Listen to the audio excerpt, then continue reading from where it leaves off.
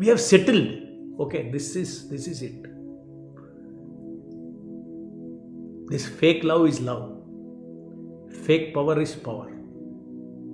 At least something I'll get. Little rasa I'll get as long as that love lasts. Love lasts.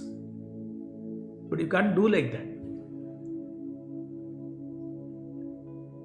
This is a world of duality. You want to enjoy as much as love lasts. When the love breaks, you will have to suffer also. At that much pain.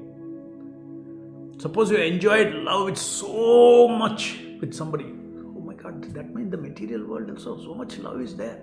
Suddenly the person dies. What is the degree of pain? Same extent. So you cannot say, let me take what I want. Something is there now in this material world, let me take. But be intelligent. Look for Krishna consciousness. Because He is our eternal relative. None of us belong to each other. We only belong to Krishna.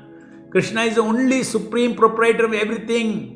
All jivas, every living entity, material existence, everything is His. Sarvaloka Maheshwaram. Surdam Sarvabhutanam. He is a friend, He is the only friend of all living entities.